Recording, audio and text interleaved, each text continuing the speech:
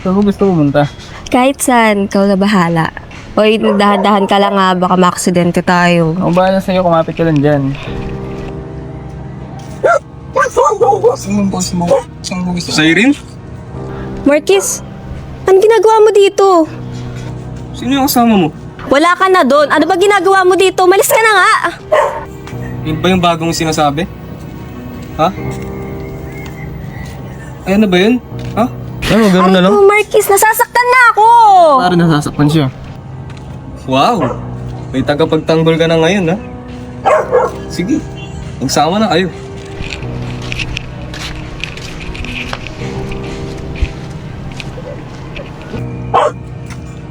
Hoy, Bensay! Ano, kumusta? Naku, dumaan dito si Marquis, nahuli kami. Nakipag-iwalay na nga ako sa kanya eh. Siya ba narinig ko kanina? Oo.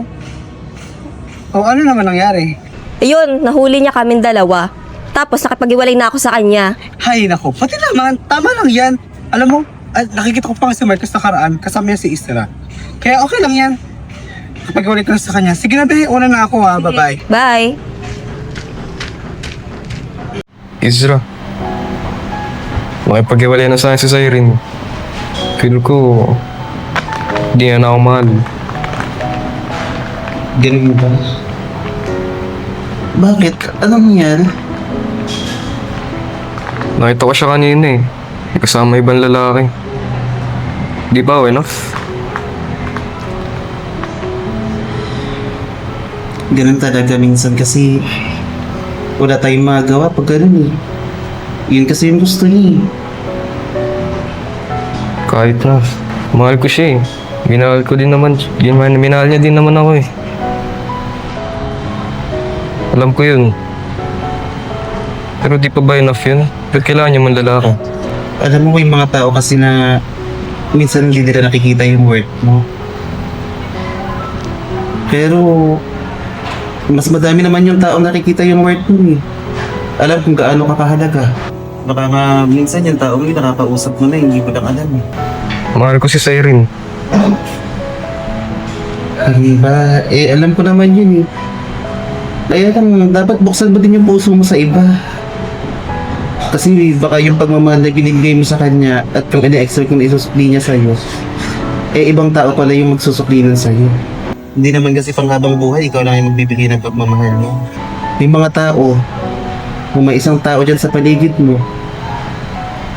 na mahal ka ng totoo, at gusto rin ibigay sa'yo yung tunay na pagmamahal mo, baka hindi mo lang na-appreciate yun sa'yo. Marquis, Sa'yo so tama nga yung sinasabi sa akin ni Aldrin. After mo makipag-iwalay sa akin, may bago agad? Oo, eto si Isra, tignan mo. Ang laki-laking bakla. Ano Marcos? Walang-wala na? At sa bakla papatol ka na? mali ang inakakala nyo. Pati huwag nyo nga idamay si Isra. Wala naman siya ginagawa sa inyo eh. Marquis, wake up! Hindi kayo bagay! Papatol ka na nga lang sa bakla pa. Yun ang may tsura niya, no? Ang laki ng difference namin dalawa. Oo nga. Tignan mo. Siren, tumigil ka na.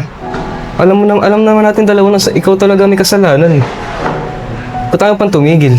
Huwag may dadamay si Isra sa atin. Bala nga kayo dyan. Magsama kayong dalawa. Sulgad sa amin. Wala naman yun. Huwag mo naiintindihin yung mga ganun tao. Kaya nako, pakatatag ka na lang.